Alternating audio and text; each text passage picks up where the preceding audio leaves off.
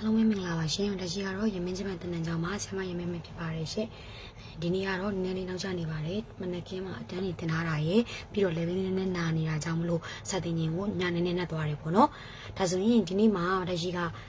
သူ့အဖွဲ့လေးနဲ့သူသွားပြီးမယ်။ဒီနေ့နဲ့ဆိုရင်ခန်းကြီး challenge လောက်တာ day 3ကိုရောက်လာပြီဖြစ်ပါတယ်။သူ့အဖွဲ့လေးနဲ့သူသွားပြီးမယ်နော်။အုပ်စုလေးနဲ့သူသွားပြီးပါမယ်။ကဲစပါမယ်။ပထမဆုံးဒီအုပ်စုကိုသွားမယ်။ပထမဆုံးဒီအုပ်စုဒီအုပ်စုကိုဒါရှိကနံပါတ်30ဒီပြသွားပြီဆိုတော့31ဒီခန်းကြီးလေးကပါဇက်တဲ့ပါဇက်ခန်းကြီးပုံစံလေးကပါဇက်ပေါက်လေးနဲ့တူတယ်ခန်းကြီးပုံစံလေးကပါဇက်ပေါက်လေးနဲ့တူတယ်မြင်ကြည့်ဒီမှာလေးပါဇက်ဒီမှာပါဇက်ပေါက်လေးနဲ့တူတာမြင်ပါဇက်လို့မှတ်မယ်ဒီခန်းကြီးလေးပိုင်ပါဇက်ပေါက်လေးနဲ့တူတယ်ဒီမှာနှစ်ခန်းလေးပါဇက်ပေါက်လေးနဲ့ဒီလိုမျိုးလေးပါဇက်ပေါက်လေးနဲ့အဲ့ဒါကိုဒီလိုပုံစံပြောင်းသွားတယ်လို့မြင်လိုက်မယ်ပါဇက်လေးနဲ့တူတဲ့ခန်းကြီးလေးမလို့ပါဇက်လို့မှတ်မယ်ဒီခန်းကြီးလေးမြင်ပါဇက်အတန်ထွက်အနေနဲ့ခုချီတခါတည်းဂူချီလည်းရှိတယ်သူများနဲ့ပေါင်းရင်ခိုးခုချီဂူချီခိုးဒီခန်းကြီးကပါဇက်လည်းဟုတ်တယ်သူများနဲ့ပေါင်းရင်အပေါက်ဝင်ပေါက်တို့ထွက်ပေါက်တို့အဲ့လိုမျိုးဖြစ်သွားတယ်တလုံးနဲ့ဆိုရင်ပါဇက်သူများနဲ့သွားပေါင်းရင်အပေါက်တွေပါဖြစ်သွားတတ်တယ်ဝင်ပေါက်တွေထွက်ပေါက်တွေကဒီကလာတာခန်းကြီးပုံစံလေးကပါဇက်နဲ့တူလို့သူ့ကိုမြင်ပါဇက်လို့မှတ်မယ်ခုချီဂူချီခိုးနောက်တစ်ခု30နှစ်ဒါပထမဆုံးနေ့မှာသင်ထားတဲ့ခန်းကြီး10ဒီဟာပါဇက်10ကလောက်ပါဇက်ကပြောဘူးတဲ့စကားဆိုတော့ဟောင်းတာပေါ့ဟောင်းတော့ဆိုလိုတာကလေအသက်ဆန်းမဟုတ်တော့ဘူးကွာ10ကရှိပြီ10ကလောက်ရှိပြီပါဇက်ကပြောဘူးတဲ့စကားပါဇက်ကစကားပြောတယ်လေ10ကလောက်ရှိပြီပါဇက်ကပြောဘူးတဲ့စကားဆိုတော့ဟောင်းတယ်လို့မှတ်မယ်ဒီခန်းကြီးပိုင်ဟောင်းတော့ day 1ကဟာနဲ့ပေါင်းသွားတယ်10ကလောက်ပါဇက်ကပြောဘူးတဲ့စကားဆိုတော့ဟောင်းတော့ဟောင်းတာကို furuiသူများနဲ့ပေါင်းရင်ခိုးM4 မှာဆိုရင် furui ကပိုအသုံးများတယ်ခိုးက M3 လောက်မှအသုံးများမယ်ဒီမှာ10ကလောက်ပါဇက်ကပြောဘူးတဲ့စကားဆိုတော့ဟောင်းနေ33စာမယ်နော်ဒီမှာပါဇက်တစ်ချက်ဆိုတော့1ပါဇက်ကနေ1ဒီဟာအပင်ဒါပါဇက်ဒီမှာ1ဒီဟာအပင်ပါဇက်ကနေတပင်မီတပင်1နဲ့ပင်နဲ့ပါဇက်ကနေတပင်မီတပင်ရဲ့အရာတာတွေကိုစမ်းကြည့်နေတယ်အရာတာတွေကိုမြည်ကြည့်နေတယ်အပင်ရဲ့အရာတာပေါ့နော်ပါဇက်ကနေတပင်မီတပင်အဲ့တော့အချို့တွေကတော့ပြောကြမှာပေါ့နော်ဒီခန်းကြီးကအခြားအိပဲရှိတယ် N3 မှာဆိုရင်သူ့မှာအခြားအိပဲရှိပြီးသားဒီခန်းကြီးအစိပ်ပိုင်းလေးက N3 မှာရှိပြီးသားသို့တော့လက်ရှိတက်ပေးထားတဲ့ခေါင်းစဉ်က M5 M4 လို့တက်ပေးတာဖြစ်တဲ့အတွက်ကြောင့်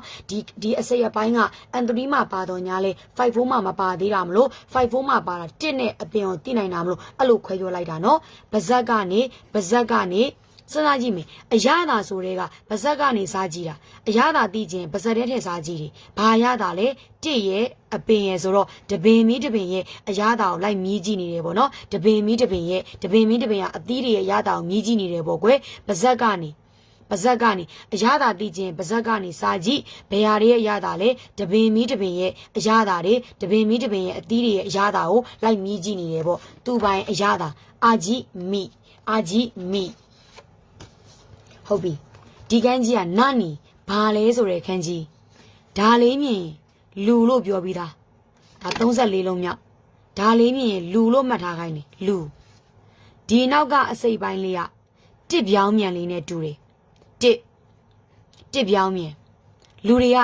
တခုခုသိချင်းပါဇက်ကနေဘာလဲလို့မမေးဘူးလားဒီကလူတစ်ပြောင်းမြန်လေးနဲ့တူတယ်တစ်ပြောင်းမြန်လူတွေကတခုခုသိချင်ရင်ပါဇက်ကနေဘာလဲလို့မေးတယ်သူကဘာကိုဂျပန်လို့နာနီနဲ့နန်းနဲ့ဒီအုပ်စုမှာ၄လုံးပြီးသွားပြီပါဇက်ပေါက်လေးနဲ့တူလို့ပါဇက်30နဲ့ပေါင်းသွားတော့10ကလောက်ပါဇက်ကပြောဘူးတဲ့စကားဆိုတော့ဟောင်းနေဖူရူဤခို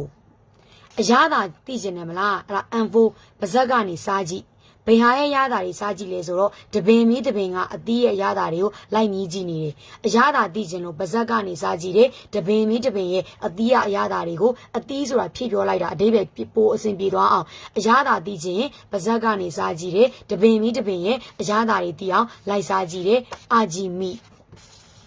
ဒါလေးမြင်လူတစ်ပြောင်းမြန်လေးနဲ့တူတယ်လူတွေကတခုခုသိခြင်းပါဇက်ကနေဘာလဲလို့မေးကြတယ်လူတွေကတခုခုသိခြင်းပါဇက်ကနေဘာလဲလို့မေးကြတယ်ဒါပုံစံတစ် group 5နဲ့4နဲ့အယော34ဒီပြီးပြီနောက်တစ်ခု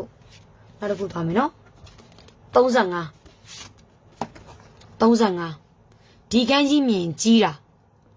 ခန်းကြီးပုံစံကိုလက်ကားရခြေကားလုံးနေတဲ့ပုံလို့မြင်ကြည့်မယ်ကိုလေးကိုကြုံထားတာမဟုတ်ဘဲနဲ့ဒီလိုလေးကြုံထားတာမဟုတ်ဘဲနဲ့လက်ကြီးကားရခြေကားရနဲ့လက်ကားရခြေကားရနဲ့ဒီမှာကျောင်းသားတို့နားရမလားမှာကျောင်းသားတို့မှာခေါင်းမှာစပင်3ချောင်းနဲ့ဒီမှာလက်ဒါဝရည်ဆိုရလက်ဒီမှာ6တော့အရင်လာတဲ့6တော့ဒီမှာလက်ကားရခြေကားလုံးနေမှာတော့ခန္ဓာကိုယ်ကြီးကကြီးတာပေါ့လက်ကားရ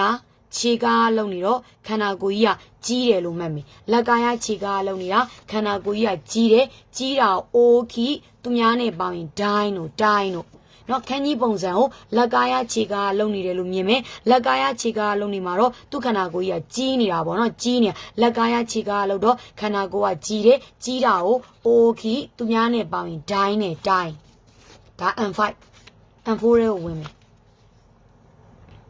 ကြီးတဲ့ထဲမှာဘာလဲပါလဲဆိုခွေးလေးလဲပါတယ်ကြီးတယ်လို့မှတ်လိုက်တာနဲ့ကြီးတဲ့ထဲမှာဘာလဲကြီးလဲဆိုခွေးလေးကလည်းအကောင်ကြီးတယ်ပေါ့ခွေးလေးကလည်းအကောင်ကြီးအချို့ခွေးကြီးတွေကြီးတယ်လေအဲကြောင့်ကြီးတဲ့ထဲမှာဘာလဲပါလဲဆိုခွေးလေးကလည်းအကောင်ကြီးတယ်အဆက်လေးကအပေါ်ရောက်နေတော့အမီးလေးကအပေါ်ရောက်နေတယ်လို့မှတ်အမီးလေးပေါ်ထောင်ထားတယ်ဘာလို့အမီးလို့ထည့်ပြောလဲဆိုတော့ပုံစံတူကအဲ့အဆက်ကအလဲမှာမလို့ခွဲပြောလိုက်တာနော်ကြီးတယ်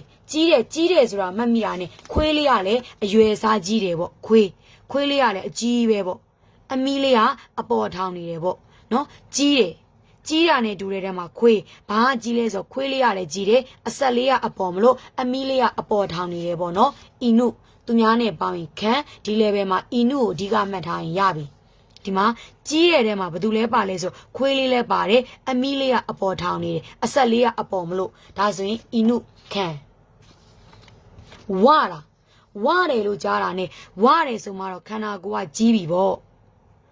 ဝတယ်ဆိုတဲ့ခန်းကြီးမှာအဆက်လေးကအလဲမှာရောက်နေတော့အလဲကတယောက်ဝတယ်လို့မှတ်မယ်အလဲမှာအဆက်ဆိုရင်ဝတာအဆက်ကအပေါ်မှာဆိုရင်ခွေးလက်ကားရခြေကားလုံးရင်ကြီးတာဘာကြီးလဲဆိုတော့ခွေးလေးကလည်းအကြီးပဲအမီးလေးကအပေါ်ထောင်နေဝတယ်လို့ကြားရင်ဝတယ်ဆိုမှတော့ခန္ဓာကိုယ်ကအကြီးပဲကြီးတယ်ဘယ်ဟာတယောက်ဝါလဲအလေဟာတယောက်ဝါတယ်အဆက်ကအလေရောက်ရင်အလေဟာတယောက်ဝါတယ်ကြီးတဲ့ထဲမှာခွေးလဲပါတယ်ခွေးလေးကကြတော့အမီးလေးအပေါ်ထောင်နေတယ်ဒီမှာဝါတယ်ဆိုမှတော့ခန္ဓာကိုယ်ကြီးတယ်ဝါတယ်ဆိုမှတော့ခန္ဓာကိုယ်ကြီးတယ်အလေဟာတယောက်ဝါတယ်ဝါတာဖူတိုဤဒိုင်း3536ခုဒါအုပ်စုတစ်ခုလက်ကားရခြေကားလို့တော့ခန္ဓာကိုယ်ကြီးတယ်ခွေးလေးကအကြီးပဲအမီးလေးအပေါ်ထောင်နေအမီးလေးအပေါ်ထောင်ပြီးနှံ့အမီးလေးနှံ့အပေါ်ထောင်ထားတယ်ပေါ့ခွေးပုံစံဆွဲပြလိုက်ရင်ဘဲပုံစံတွေပါထွက်လာမှာဆိုလို့မဆွဲတော့အရန်လန်းမှာဆိုလို့ဝါတယ်ဆိုရင်ဝါတယ်ဆိုမှတော့ဘယ်သူမှခန္ဓာကိုပိန်မီမနေဘူးဝါတယ်ဆိုမှတော့ခန္ဓာကိုကြီးတယ်အလေရတယောက်ဝါတယ်ဒါအုပ်စုတစ်စုနှစ်စုပြီးသွားပြီနော်3ခုမြောက်38လုံးမြောက်ဒီခန်းကြီးကအဖြူဆိုတဲ့အယောင်ကလေအဆက်သေးသေးလေးအစာမြင်ရတယ်အဖြူဆိုတဲ့ဒီမှာအဖြူသေးသေးလေးချလိုက်အောင်မြင်ရတယ်အဖြူဆိုတဲ့အယောင်မျိုးကအဆက်သေးသေးလေးအစာမြင်ရပြီးတော့နေလိုလင်းတဲ့အယောင်အဖြူလို့မှတ်မယ်ဒီကနေခန်းကြီးအဖြူဆိုတဲ့အယောင်ကအခုကတက်ရှိပြမယ်အမဲရောင်ဒီမှာအမဲရောင်အဆက်ချကြည့်မမြင်ရဘူးအဖြူအဆက်ချကြည့်မြင်ရတယ်အဖြူနဲ့အမဲနဲ့ဆိုတာအဖြူဆိုတဲ့အယောင်ကအဆက်သေးသေးလေးအစမြင်ရပြီးတော့နေလိုလင်းတဲ့အယောင်ကိုအဖြူလို့မှတ်မယ်ဒါအဖြူရောင်အဆက်သေးသေးလေးအစမြင်ရပြီးတော့နေလိုလင်းတဲ့အယောင်ကိုအဖြူရောင်လို့မှတ်မယ်ဒါအဖြူရှီရိုဤဟာခုဒီနှစ်ခုကပိုအသုံးများတယ် M5 M4 ဆိုရင်နော် တိတ်တိတ်လေးအစမြင်ရပြီးတော့နေလိုလင်းတဲ့အကြောင်းကိုအဖြူလို့မှတ်မယ်ရှီရိုဤဟာခုโอเคနော်ဒီမှာတယောက်တည်းဒီမှာတယောက်တည်းဒီဟာဖြူတာဖြူစင်ရှာဖွေလာတာပတ်စံယာကနန်းလောက်စုမိလာပြီပေါ့သူကယာဟျာခုယာကနန်းလေစံ1000တို့1000တို့ယာအဲ့ဒါကိုယူပြောလိုက်တာကွာအမှန်ပတ်စံယာကနန်းကိုယာဆိုတာကိုဆိုလိုတာ100 200ပေါ့ तू ကတော့100 200ဒါပေမဲ့ဘာတိုက်ရှိရပတ်စံ300နဲ့ချီတယ်ယာဖြစ်နေပါဇက်ကနေယူပြောလိုက်တာ तू ကလက်တွေ့မှာတော့100 200 300 400 500 600ကယာ1000မပြည့်တဲ့ယာဒါပေမဲ့ပတ်စံယာကနန်းဖြစ်နေအတန်ထွက်တူတာကိုယူပြောလိုက်တာတယောက်တည်းတစ်လုံးဖြူစင်ရှာဖွေတာယာကနန်းလောက်စုမိလာပြီပေါ့နော်တယောက်တည်းဒီမှာတယောက်ဒါရှီရိုဤဖြူစင်ရှာဖွေလာတာပတ်စံယာကနန်းလောက်စုမိလာပြီသူပြောတာ100 200 300 400ရဲ့ယာအဲ့ဒါဟောတိုက်ရှိပတ်စံ300နဲ့ချီတယ်ဆိုတဲ့ပုံစံမျိုးနဲ့အတန်ထွက်တူလို့ပြောပြလိုက်တာနော်ဟျာခုတို့ဗျာခုတို့ပြခုတို့ယာနော်အဆက်တေးလေးအစမြင်ရပြီးတော့နေလိုလင်းတဲ့အကြောင်းအဖြူရောင်တယောက်တည်းဖြူစင်ရှာဖွေစားတော့လာတာဖြူစင်ရှာဖွေလာတာယာကနန်းလောက်စုမိလာပြီယာသူကတော့100 200 300ရဲ့ယာကို300ဖြစ်နေပြောလိုက်တာဒါဆိုရင်အုပ်စု3စုပြီးသွားပြီကိုလုံးပြီးသွားပါပြီနော်မဟုတ်ပါဘူးဟုတ်ပါတယ်ကိုလုံးပြီးသွားပါပြီနော်